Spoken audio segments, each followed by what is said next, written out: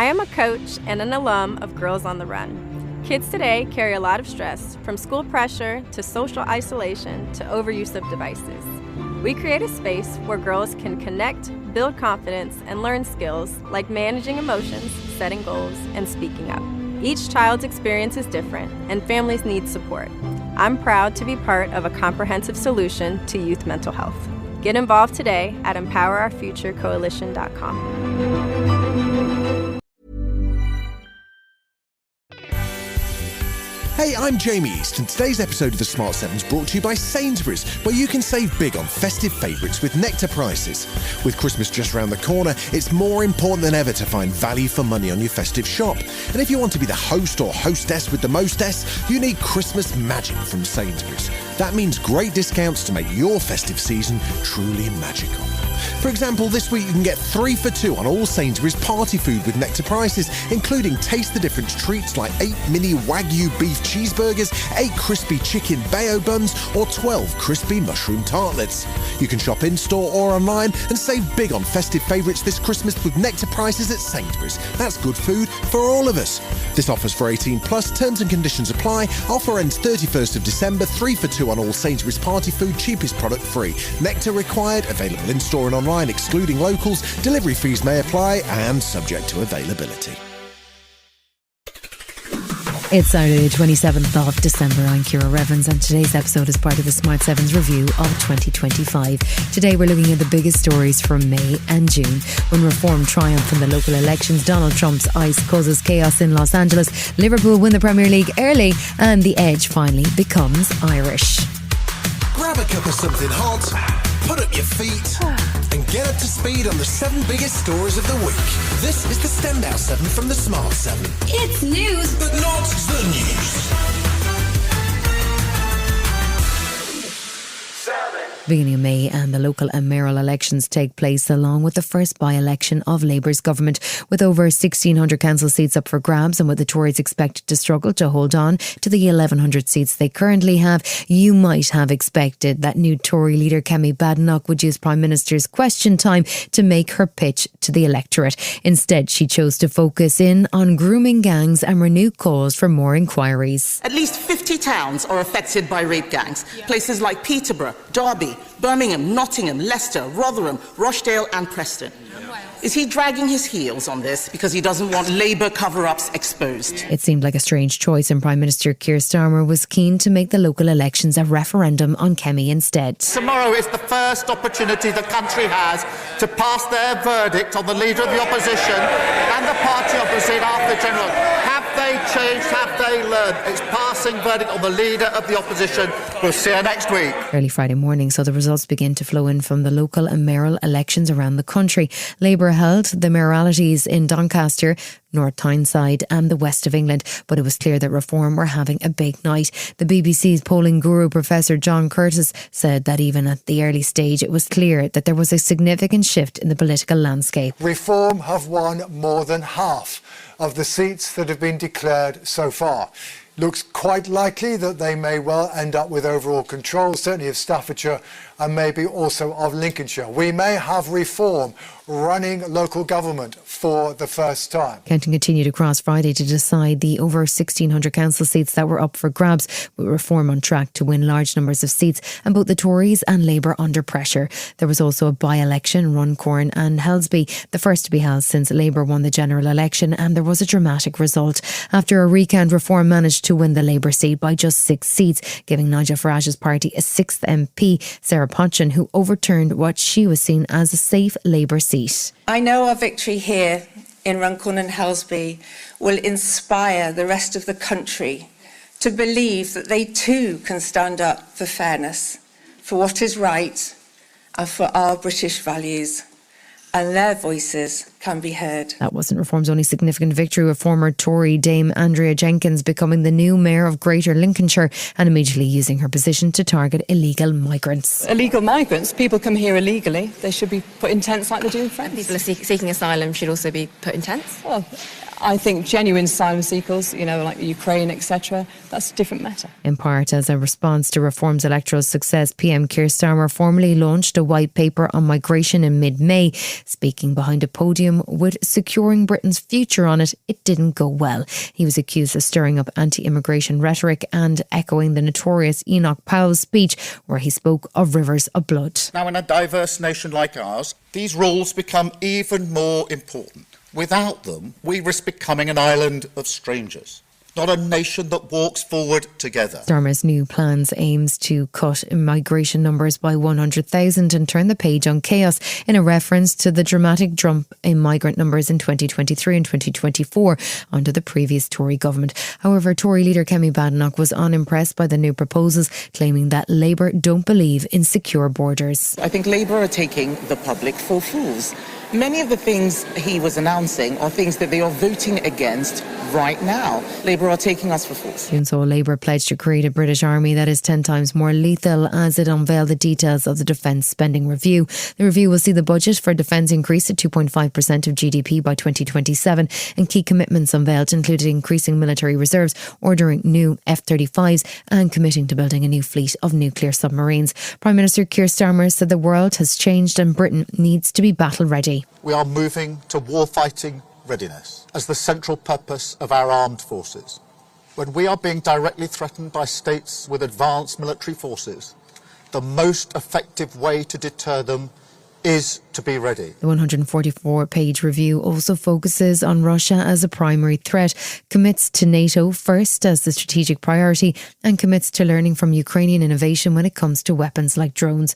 Lord Dannatt, who is the former head of the British Army, wasn't impressed by the timeline, however. And this rather vague commitment to move to 3% by the end of the next Parliament, 2034, I mean, it just doesn't stack up. It's a little bit like saying in 1938 to Adolf Hitler, please don't attack us till 1946 because we're not going to be ready. Mid-June saw the Chancellor's first multi-year spending review, laying out budgets and plans for key departments for the next 3 years. The intention was to provide clarity for the day-to-day running of critical sectors including the NHS, education, crime, defence and housing. She said it's part of Labour's pledge to renew Britain. My driving purpose since I became Chancellor is to make working people in all parts of our country better off, to invest in our economy so that everyone has the opportunity to succeed after 14 years of mismanagement and decline by the party opposite. She provided an extra £29 billion per year for the NHS with commitments to improve the technology and develop the NHS app, along with the promised increase in defence spending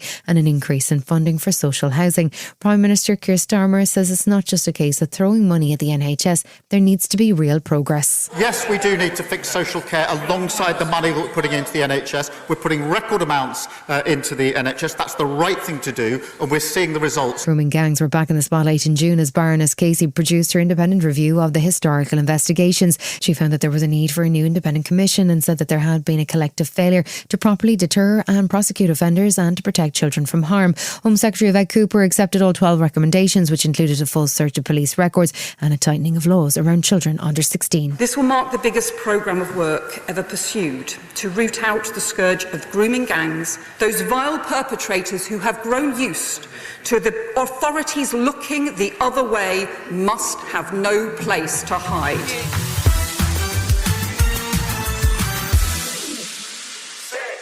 Early May saw Donald Trump reach 100 days in office, and so far it's been fast-paced chaos with tariff wars, deportations and some unusual appointments. But the polling numbers suggested Americans aren't enjoying the experience. 45% of people in the NPR poll gave the president an F grade, and approval rating is at just 42%. The White House decided to celebrate the day by starting a media war with Amazon, who had proposed putting a label on goods to reflect the cost of tariffs. White House Press Secretary Caroline Leavitt didn't take it well. This is a hostile and political act by Amazon.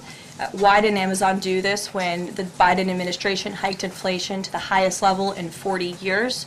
And I would also add that it's not a surprise because Amazon has partnered with a Chinese propaganda arm. Amazon quickly backed down, announcing that the label was only intended for their bargain brand Amazon Haul. But it turned out Amazon boss Bezos got a call from the president. Jeff Bezos was very nice. He was terrific. He solved the problem very quickly. And he did the right thing, and he's a good guy. May saw US President Trump and newly elected Canadian Prime Minister Mark Carney meet at the White House in what seemed to be a reasonably friendly encounter. Donald bragged about the newly gold-decorated Oval Office and reiterated that there was nothing the US wanted from Canada except, perhaps, Canada itself. The US president again floated the nation of Canada becoming America's 51st state, a suggestion politely but firmly rejected by Carney. As you know from real estate, there are some places that are never for sale. That's true. We're sitting in one right now, and having met with the owners of Canada over the course of the campaign last several months, it's not for sale, won't be for sale ever. May also saw US President Donald Trump head to the Middle East for his first official visit of his second term. He spoke on Tuesday at the Saudi-US Investment Summit, announced the signing of a $140 billion arms deal and lavished praise on its host, Saudi Crown Prince Mohammed bin Salman, who also was surprising diplomats with an announcement on Syria. I will be ordering the cessation of sanctions against Syria in order to give them a chance at greatness.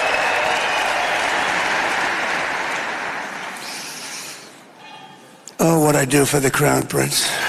Trump met interim Syrian President Ahmed al-Shara in what appeared in order to get the US sanctions lifted. The Syrians have offered access to Syrian oil and a proposal for a Trump Tower in Damascus. Al-Shara had a $10 million bounty on his head until December, but the US attitude towards Syria had shifted dramatically. Saudi Crown Prince bin Salman and Turkish President Erdogan were the key persuaders of Trump's change of mind, and Trump seemed prepared to ignore al-Shara's Al-Qaeda past. Next stop was Qatar, who were about to donate a $400 million jet to Donald, and he was speaking very highly of his host, Qatar's Emir Sheikh Tamim bin Hamad Al Thani. I just want to thank you for the friendship, for the long-time friendship. And we came from Saudi Arabia, where we have another great man over there that's a friend of yours. You sort of remind me a little bit of each other, if you want to know the truth. They're both tall, handsome guys that happen to be very smart. Donald Trump's border Khazar Tom Homan brought his ICE units to Los Angeles in June and triggered a weekend of protests and unrest. Trump pledged to deport 20 million people when he became president, and he spent most of the year cranking up the pressure. Immigration raids in California are unpopular and criticised by both Mayor of LA Karen Bass and Governor Gavin Newsom. But while there have been protests, the situation had remained under control. Regardless, Donald Trump ordered the National Guard into LA in what was seen as a major escalation, including protesters aiming fireworks at police. California Governor Newsom said that they will challenge Trump's National Guard deployment in court and that the escalation was calculated. This is about authoritarian tendencies. This is about command and control. This is about power. This is about ego. My way or the highway. This is a consistent pattern of practice. It is a serious moment under the guise of immigration, but it's much deeper than that. As protests continued, Trump escalated again by sending more National Guard and a deployment of up to 700 US Marines. California Governor Newsom again called for the troops to go and suggested Trump arrest him instead. Speaking on his way back to the White House, Trump appeared to like the idea and took the opportunity to mock the governor, who he refers to as new scum in social posts. I like Gavin Newsom. He's a nice guy, but he's grossly incompetent. Everybody knows. All you have to do is look at the little railroad he's building. It's about 100 times over budget. We're putting a flagpole over there. Under budget. I always do under budget.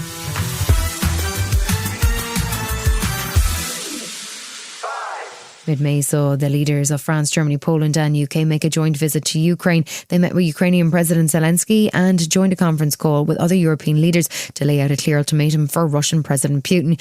UK PM Keir Starmer made it clear that the US was backing the ultimatum and there would immediately be another wave of sanctions and more military support for Ukraine if the ceasefire didn't start immediately. There's only one country that started this illegal conflict, and that was Russia. And there's only one country that stands between peace, and that's Russia. The ultimatum did spur a response from Putin, but not to accept a ceasefire. Instead, he proposed that there should be direct talks between Ukraine and Russia on Thursday in Istanbul. Despite everything, we proposed to the authorities in Kyiv to resume the negotiations they interrupted, to resume talks without any preconditions.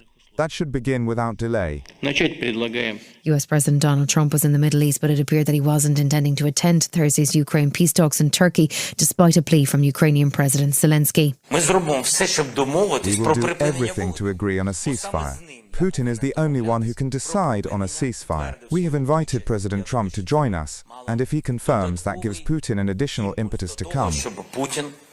In the end, Russian President Vladimir Putin didn't turn up for the peace talks he proposed, instead sending a relatively low-level delegation. And although Ukrainian President Zelensky was in Turkey and willing to meet, in the end he also didn't go to Istanbul. Speaking from Ankara, he sounded disappointed but not surprised. Our delegation is at the highest level in order to make any decisions that can lead to the expected, just peace. I don't know the level of the Russians officially, but from what we see, it looks more like a sham level. After 18 months of planning, mid-June saw Ukraine launch a daring series of drone attacks on Russian airfields, codenamed Operation Spiderweb. The drones were smuggled into Russia, then launched remotely from articulated lorries, which self-destructed following the attack. The targets were Russian bombers, with Ukrainian defence sources estimating that about 40 planes, or 34% of the Russian fleet with cruise missile launch capability, were destroyed. President Zelensky said more pressure is needed to force Russia to change course. It was the Russians who chose to continue the war, even under conditions where the entire world is calling for an end to the killing. And pressure is truly needed, pressure on Russia that should bring it back to reality.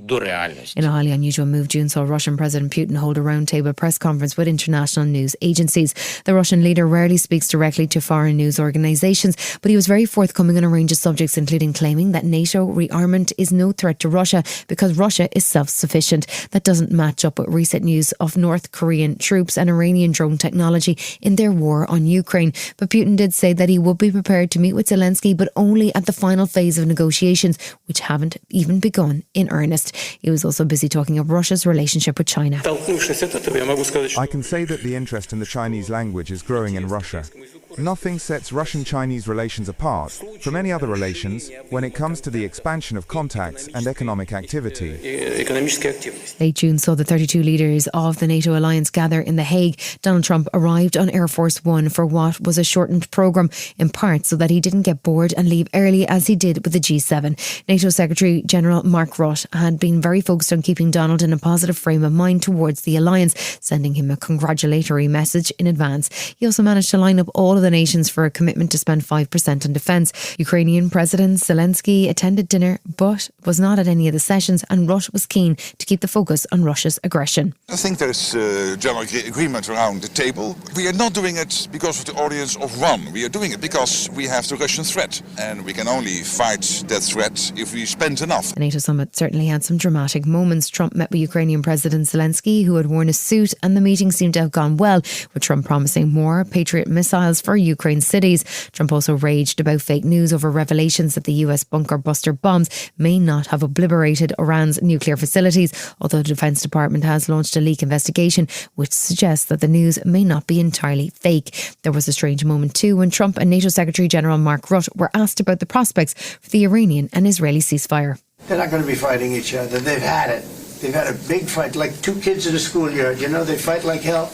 You can't stop them. Let them fight for about 2-3 minutes. Then it's easier to stop them. And then Daddy has to sometimes use strong language. You have to use strong language. Every once in a while you have to use a certain word.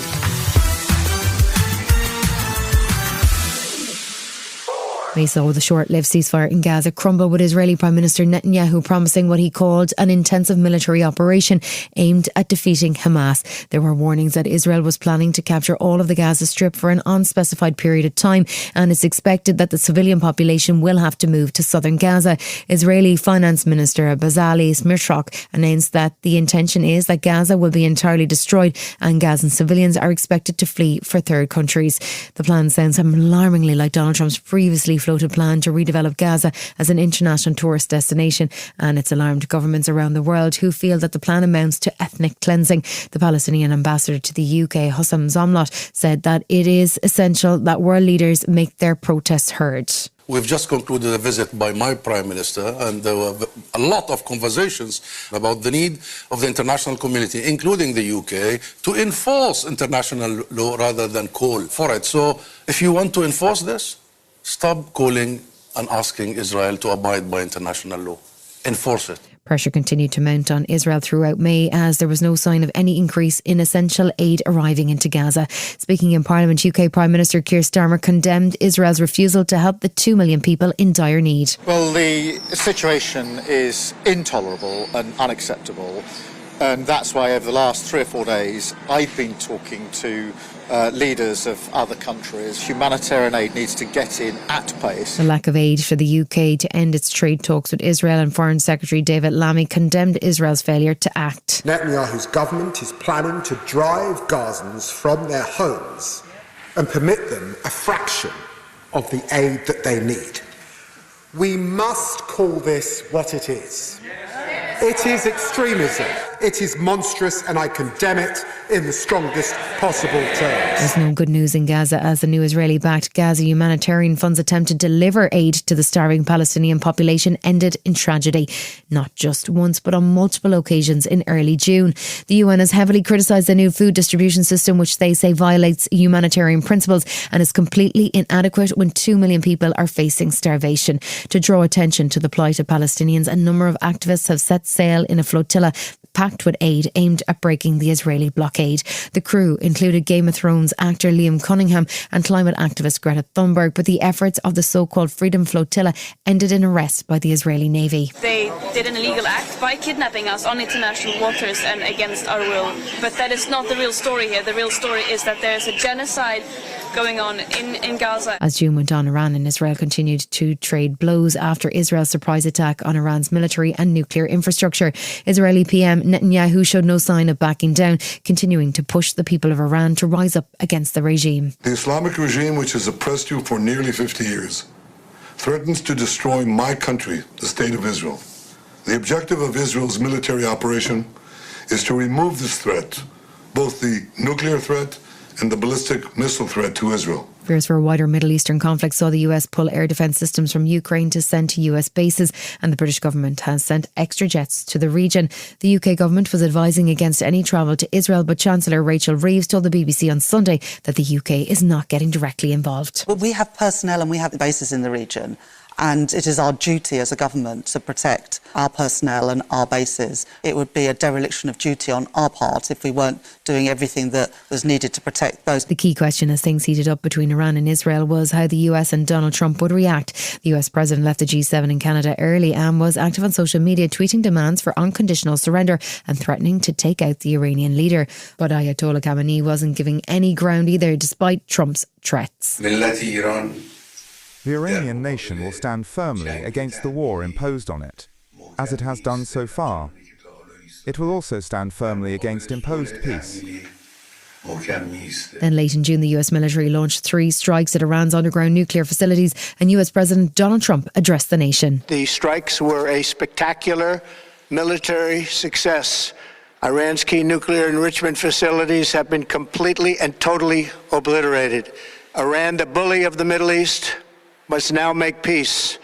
If they do not, future attacks will be far greater and a lot easier. Iran's President Mahmoud Pezeshkian said the US must receive a response for their aggression, while Iran's Foreign Minister Abbas Araghchi warned that there would be no diplomacy until Iran had retaliated for the attack, as he flew to Russia to meet with President Putin. US Defense Secretary Pete Hegseth said that the strikes an overwhelming success, while US Vice President J.D. Vance was attempting to avoid any further escalation. We're not at war with Iran, we're at war with Iran's nuclear program, and it's really an incredible operation, a testament to the power of American military. And I think what shows what can happen when you have that great American military in the hands of capable presidential leadership. The International Atomic Energy Agency confirmed that 3 sites were hit and that they appeared to be damaged to all 3, but were unable to determine how extensive. Iranian authorities said there had been no increase in off-site radiation levels following the attacks. The UK, France and Germany called on Iran not to take any retaliatory action that could further destabilise the Middle East, although Iran has proposed closing off the Strait of Hormuz.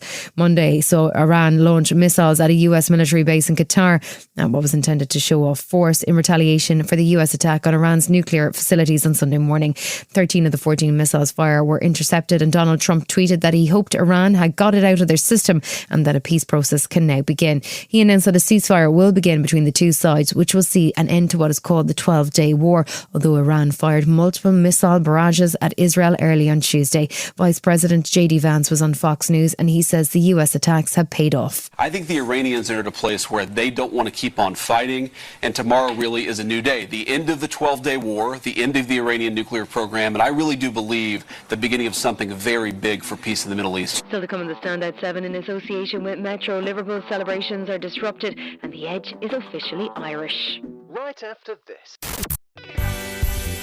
Hey, I'm Jamie East, and today's episode of the Smart 7 is brought to you by Sainsbury's, where you can save big on festive favourites with Nectar prices. With Christmas just around the corner, it's more important than ever to find value for money on your festive shop. And if you want to be the host or hostess with the mostess, you need Christmas magic from Sainsbury's. That means great discounts to make your festive season truly magical. For example, this week you can get 3 for 2 on all Sainsbury's party food with Nectar prices, including taste the difference treats like 8 mini Wagyu beef cheeseburgers, 8 crispy chicken bayo buns, or 12 crispy mushroom tartlets. You can shop in-store or online and save big on festive favourites this Christmas with Nectar prices at Sainsbury's. That's good food for all of us. This offer's for 18 plus, terms and conditions apply. Offer ends 31st of December, 3 for 2 on all Sainsbury's party food, cheapest product free. Nectar required, available in-store and online excluding locals. Delivery fees may apply and subject to availability. I am a coach and an alum of Girls on the Run. Kids today carry a lot of stress, from school pressure to social isolation to overuse of devices. We create a space where girls can connect, build confidence, and learn skills like managing emotions, setting goals, and speaking up. Each child's experience is different, and families need support. I'm proud to be part of a comprehensive solution to youth mental health. Get involved today at EmpowerOurFutureCoalition.com. Welcome back. Liverpool had an incredible season in 2024-2025, even though the Premier League season didn't officially wrap up until the 25th of May. There wasn't much drama left for football fans. The last Sunday in April saw Liverpool welcome Spurs to Anfield, and Arne Slot's men only needing a single point to secure this year's title and match Man United's 20-time title-winning record. In the end, the game finished 5-1 to Liverpool, and they were crowned champions on the Anfield pitch, much to the delight of manager Arne Slot. Our main focus was to win this game. Everybody is saying you already won it, you've already won it. But if you are part of it, you still feel the pressure of getting the point over the line. They sing quite hard now. And that makes it special. Yeah. The end of 2025's Premier League season also saw the end of Lineker era of Match of the Day. Gary's BBC retirement was hurried up by some unwise posting last week, which saw him accused of anti-Semitism. So he finished earlier than expected and will miss next summer's World Cup. But he is 64 and has a podcast empire on the side, so put the violence away. He posted a suitably apologetic farewell on Insta on the Monday. Last week I shared a post here on Instagram that contained an emoji that has awful connotations. I've stood up for minorities and humanitarian issues and against all forms of racism all of my life. So I think it's best for all concerned that I step down from BBC presenting duties altogether. Monday saw celebrations across the UK as Arsenal's women, Crystal Palace and Liverpool football clubs all held parades and celebrations for their respective victories during the football season. Thousands of Liverpool fans had gathered in the city when at around 6 p.m. there was an unexpected and violent incident as a car appeared to deliberately ram fans on Water Street. Natasha Rinaldi saw the incident as it unfolded. It was so loud, people sounded desperate, and we saw that the car run over people. There was a woman stuck over the car, and then people started rushing to try to go after the driver, and they tried to break the car. At least 79 people were injured, including 4 children, and Merseyside Police held a press conference just after 10 p.m. to announce that they had arrested a suspect at the scene, a white male aged in his 50s. Deputy Chief Constable Jenny Sims praised the swift response from paramedics on the scene, but was clear that there should be no further speculation about what they believe to be an isolated incident. What I can tell you is that we believe this to be an isolated incident, and we are not currently looking for anyone else in relation to it. The incident is not being treated as terrorism. Tuesday saw Liverpool continue to deal with the aftermath of Monday's horrifying incident as the King and Queen sent their sympathies, saying they were deeply shocked and saddened, while Prime Minister Keir Starmer addressed the people of Liverpool. My thoughts and the thoughts of the whole country are with all of those that are affected, those injured, which of course includes children, and Liverpool stands together and the whole country stands with Liverpool.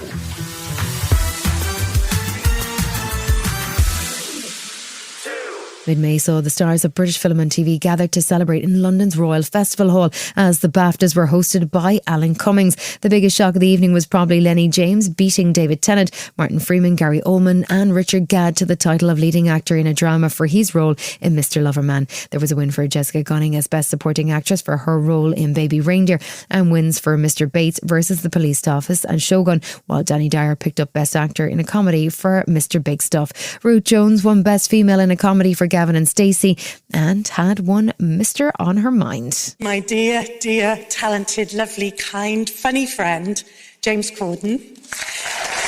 with whom I have shared this astonishing journey for the past 17 years, and without whom Nessa Shanessa Jenkins would simply not exist.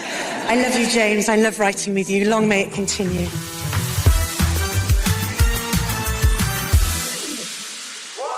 U2 are probably the world's most famous Irish band, but of course only 2 of the foursome are actually Irish. Well, that was until Monday, when David Evans, more popularly known as The Edge, finally officially became an Irish citizen. U2's guitarist was actually born in Essex and his family are Welsh, but he lived in Ireland since he was 1 year of age. He's now 63 and was delighted to officially be sworn in as an Irish citizen at a ceremony in Killarney. I'm a little tardy on the paperwork, but the time is right, and I couldn't be more proud of my country for all that it represents and all it's doing. It's showing real leadership right now in the world, and it couldn't have come at a better moment for me. You've been listening to The Smart 7. We'll be back tomorrow at 7 a.m. Hit that follow button and have a great day. Give us 7 minutes and we'll give you the world. Hey, I'm Jamie East, and today's episode of The Smart 7 is brought to you by Sainsbury's, where you can save big on festive favourites with Nectar prices. With Christmas just around the corner, it's more important than ever to find value for money on your festive shop. And if you want to be the host or hostess with the mostess, you need Christmas magic from Sainsbury's. That means great discounts to make your festive season truly magical. For example, this week you can get 3 for 2 on all Sainsbury's party food with Nectar prices, including taste the difference treats like 8 mini Wagyu beef cheeseburgers, 8 crispy chicken bayo buns, or 12 crispy mushroom tartlets. You can shop in-store or online and save big on festive favourites this Christmas with Nectar prices at Sainsbury's. That's good food for all of us. This offer's for 18 plus, terms and conditions apply. Offer ends 31st of December, 3 for 2 on all Sainsbury's party food, cheapest product free. Nectar required, available in-store and online, excluding locals. Delivery fees may apply and subject to availability. I am a coach and an alum of Girls on the Run. Kids today carry a lot of stress, from school pressure to social isolation to overuse of devices. We create a space where girls can connect, build confidence, and learn skills like managing emotions, setting goals, and speaking up. Each child's experience is different, and families need support. I'm proud to be part of a comprehensive solution to youth mental health. Get involved today at EmpowerOurFutureCoalition.com.